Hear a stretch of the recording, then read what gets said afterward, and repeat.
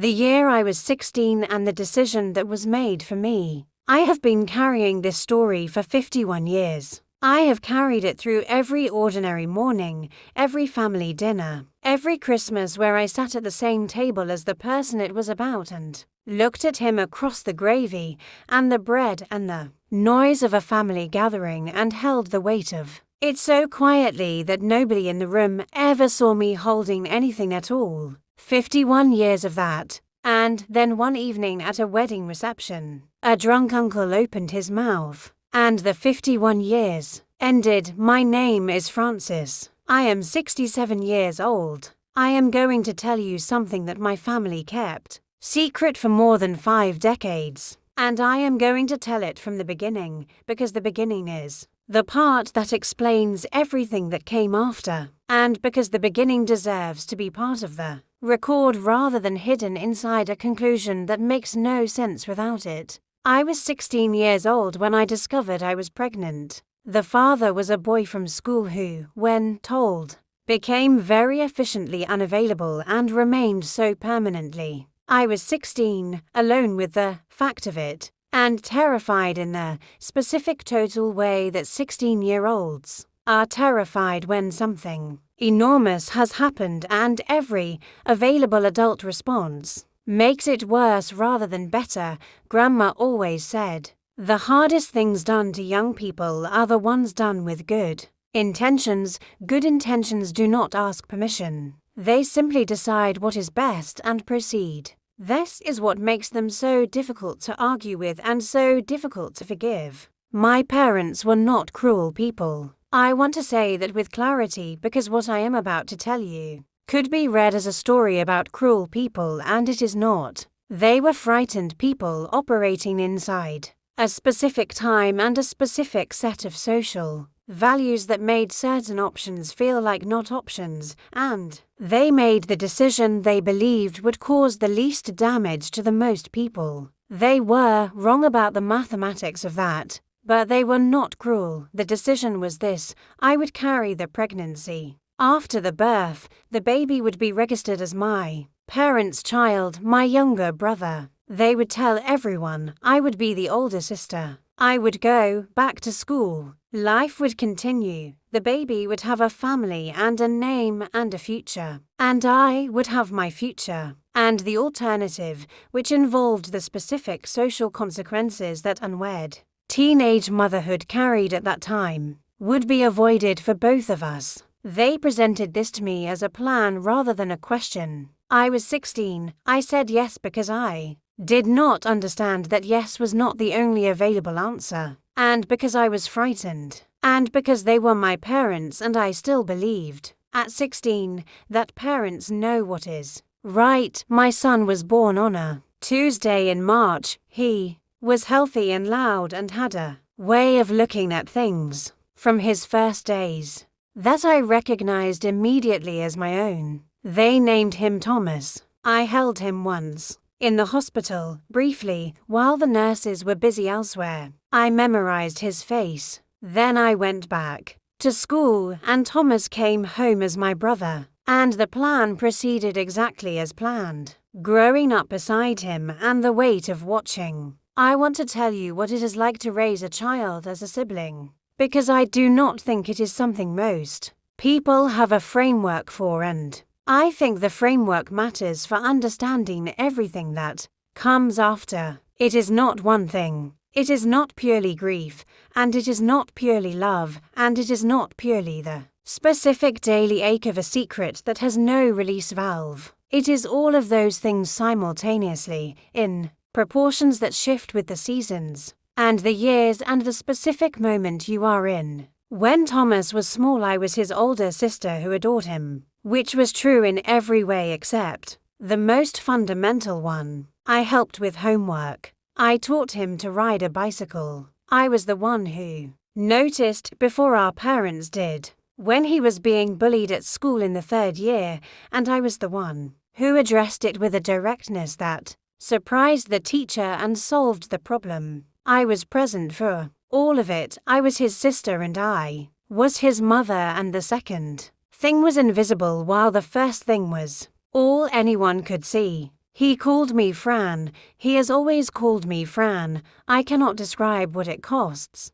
Over 50 years to be called by a name that is the right name for the wrong relationship. Grandma always said, love does not require the correct label to be real, but the incorrect label, carried long enough, accumulates a weight that the love alone cannot lift. My parents aged into their secret the way people age into things they have decided are settled, with a confidence that comes from repetition rather than rightness. My father mentioned it less and less as the years passed, which I think was his way of managing it. My mother managed it differently by being, toward Thomas, a particularly devoted and attentive parent, as if the quality of her parenting could justify the architecture of the arrangement. Thomas grew up in that attention, and it formed him in the way that genuine love forms people, regardless of its complicated origins. I left home at 18 for university and did not return to live there, which was both a natural progression and a necessary one. The distance helped, not with the secret, but with the daily weight of it. I built a life, a career, eventually a marriage of my own, children who are now adults, a context in which I was simply Frances rather than the older sister with the secret. I loved Thomas from that distance the way I had always loved him, which is to say completely and without any real capacity to atop. My father died 4 years ago. He died in November, in the hospital, with my mother and me on either side of him, in the last days, when the medication had made him soft in a way he had never been when. Well, he took my hand and said, I am sorry, Frances. I told him I knew. I told him it was all right, because it was the last days, and all right was what the moment needed rather than what was precisely true. He died with the secret intact. He took it with him into the ground, and I stood at the grave and watched it go and felt, alongside the grief, something that I can only describe as the beginning of a countdown. A secret held by 3 people is stable. A secret held by 2 people, one of whom is 81 years old, and the other of whom has been waiting 51 years, is something else entirely. The wedding, the uncle, and the moment the room went silent. Thomas met Clara 4 years ago. She is warm and perceptive, and has the specific quality of someone who sees people clearly and likes what she sees without needing them to be different. She loved Thomas with the kind of directness that made me, from the first time I met her, feel something that took me a while to name. It was relief. Someone was going to love him correctly, in the open, with his full name attached. Whatever happened next, he was going to have that. The wedding was planned for a Saturday in June, at a country house that Clara's family had connections to. 108 guests. The ceremony was in the afternoon, the reception in the evening. I sat in the ceremony with the specific attention of someone who has been waiting for a moment for 51 years and understands that the moment is close, without knowing exactly what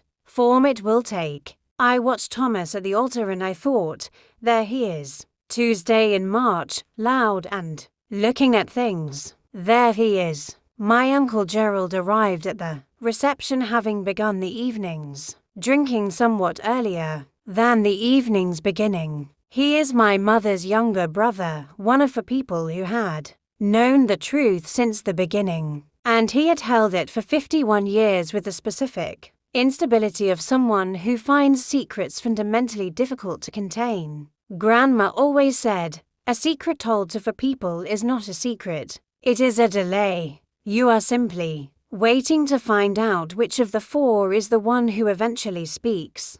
Gerald found himself in a conversation with Clara's father near the bar at 8 o'clock in the evening. Clara's father was asking about the family, the way fathers of brides ask about families at receptions, with the interested attention of someone mapping a new set of connections. Gerald, warmed by several hours of open bar, began to answer with an expansiveness that someone more cautious would have recognized as dangerous. I was across the room when I saw it happening. I saw the angle of Gerald's posture, the particular, loose quality of his gestures, the way Clara's father's expression was shifting from polite interest to something more uncertain. I began moving toward them.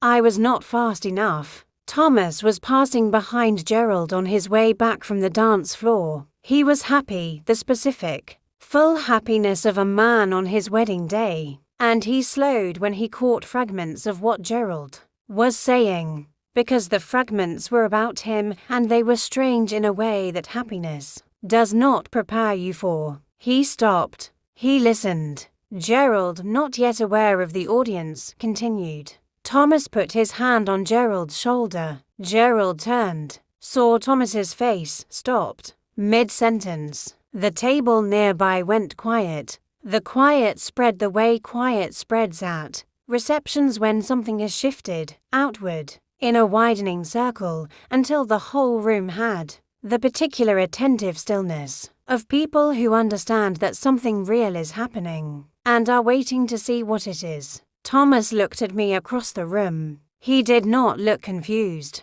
He looked like someone who has just received a piece of information that rearranges a great many other pieces of information he has been holding for years without quite understanding how they fit. He looked like someone who has always known, somewhere below the level of conscious knowledge, that something was not the shape it appeared to be. The corridor, the truth, and the breaking open of 51 years. He found me at the edge of the room and said one word, outside. We walked to a corridor off the main reception hall, one of those hotel corridors that exist between function rooms, carpeted and quiet and lit, with the specific flat light of places designed for transition rather than arrival. He closed the door behind us. He turned to face me. He said, "What was Gerald saying?" I looked at him. I looked at his face, which was my face, which had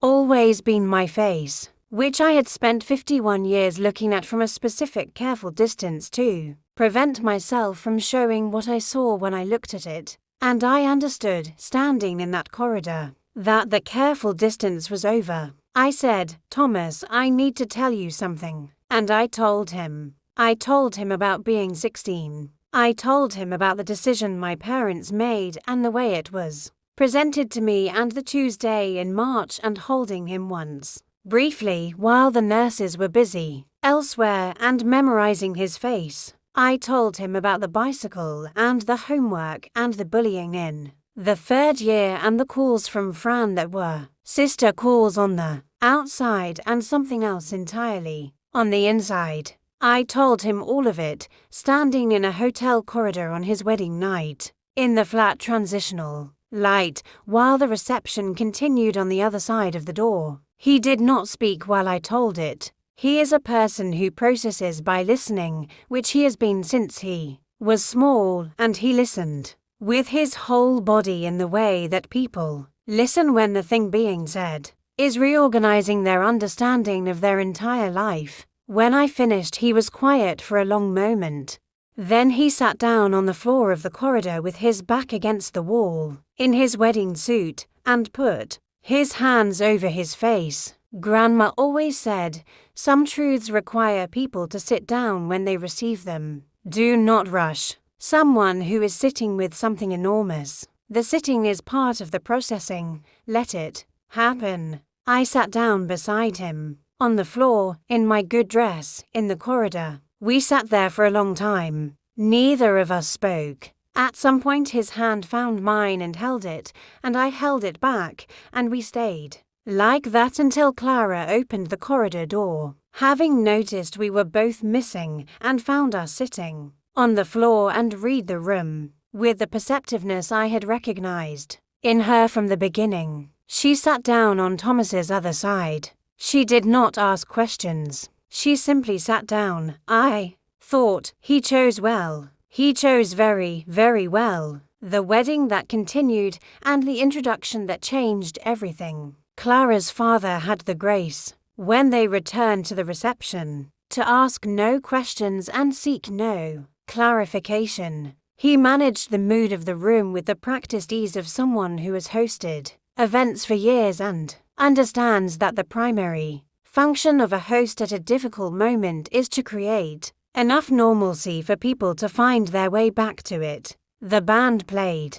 The evening continued. Thomas and Clara danced their first dance, and I stood at the edge of the floor and watched, and I was the only person in the room who was crying, and the only person in the room who fully understood why. Thomas sought out Clara's parents an hour into the resumed reception. I was not present for the full conversation, but Clara told me about it afterward. He explained briefly and without excess detail that a significant family matter had come to light, and that the details were private for now, but that he wanted them to know that it did not change his commitment to Clara or his gratitude for their welcome of him into their family. Clara's father said, "Son, the only thing that matters tonight is the two of you. Whatever else is happening, that is what matters tonight." Thomas said he agreed. At some point after midnight, when the dancing had wound down and the tables were scattered with the pleasant debris of a long evening,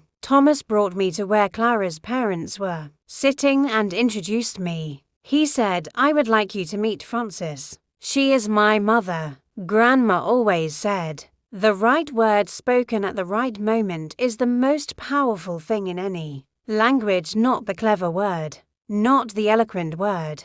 The right one, the accurate one, the one that was always true and is finally being said." The room did not go silent this time. The room was too dispersed, too late in the evening, for that kind of collective moment. But the people nearby heard it, and the people nearby understood that something significant had just been named, and the feeling that passed through that small circle was not shock so much as a kind of recognition. The right word for the right relationship, said out loud, in public, on the day of his wedding. My mother, who had been present for the whole evening and who had understood from the moment Thomas and I disappeared into the corridor what was happening, came to find me after the introduction. She was 81 years old and she looked standing in front of me with the reception winding down around her, like someone who had been carrying something for 51 years and had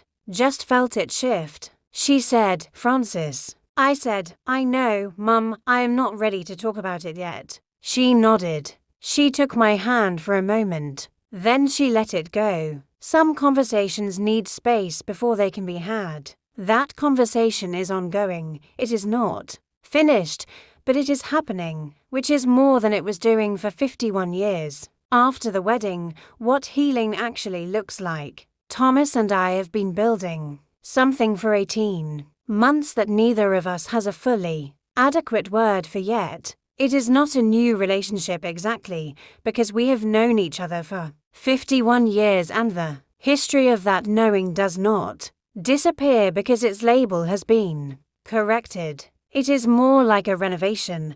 The structure has been there the whole time. The foundation is the same foundation, but certain walls have been taken down and certain rooms have been opened that were closed before, and the light in the whole thing is different now. He calls me more than he used to, not every day, but often enough that the calls have their own rhythm, which is the rhythm of people who are choosing to be in contact rather than simply being in contact because the family calendar requires it. He asks about my life in a way that is different from before, with the specific interested attention of someone who has realized they did not previously know something and wants to know it now. I ask about his with the relief of someone who no longer has to hold the thing she knows at a careful distance. He asked me once, about 4 months after the wedding, whether I had ever wanted to tell him. I said, every day for 51 years.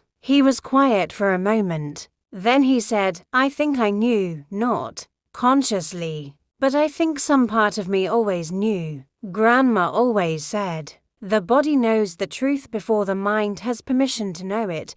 The mind waits for the right moment. The body has been carrying the knowledge the whole time. My mother and Thomas have had several conversations that I have not been present for and about, which I know only what each of them has chosen to share with me. Thomas told me that the first conversation was the hardest thing he had done since the wedding night. He said my mother cried in a way he had not seen before, and that he had understood, watching her cry, that the secret had cost her, too, in ways that were different from what it had cost me but were real nonetheless. He said he did not excuse what was done. He said he understood it. He said the difference between those two things was something he was still working out. The family dynamic has shifted in the way that the permanent revelation of a -1 year secret tends to shift family dynamics significantly, unevenly, and with a slowness that requires patience from everyone involved. Some family members have responded with the grace of people who understand that the situation required grace. Some have responded with the defensiveness of people who feel that the emergence of the truth is itself an accusation. I have tried to hold both responses without making the second one define the whole. Thomas introduced me to his colleagues at a work event 6 months after the wedding. He said, "This is Frances, my mother." He said it with the specific ease of someone who has been practicing a true thing until it fits comfortably in the mouth. It did fit comfortably. It fit the way true things fit when they are finally allowed to occupy the space they were always meant for. I am 67 years old. I have been someone's mother for 51 years. For 50 years and 10 months of those 51 years, I was the only one who knew it. For the last 18 months, the person who matters most has known it too. I cannot describe the difference in terms that do the difference justice. I will simply tell you that the weight I have been carrying since I was 16 years old is not the weight it was. And that lighter is not the word for what I feel, but it is the closest word I have. Grandma always said, the truth does not arrive to punish anyone. It arrives because it was always there and the time has finally come for it to be somewhere other than inside you. Let it out, let it take the shape it needs to take, and then breathe. The breathing is the part that has been waiting the longest. Thank you for watching. If this story found you today, I hope it found you gently. These are not easy things: secret pregnancies, identities hidden, relationships misnamed for decades. These are real experiences that real people carry. And the carrying is heavy and the revelation is complicated and the healing is not linear and none of it is simple. If you are carrying something like this, in any form, I hope this story reminded you that the truth has a way of finding its moment, and that the moment, however it arrives, can be the beginning of something rather than only the end of something. Leave a comment if this reached you. Share it with someone who needs it. And be gentle with yourselves and with each other. These things deserve gentleness.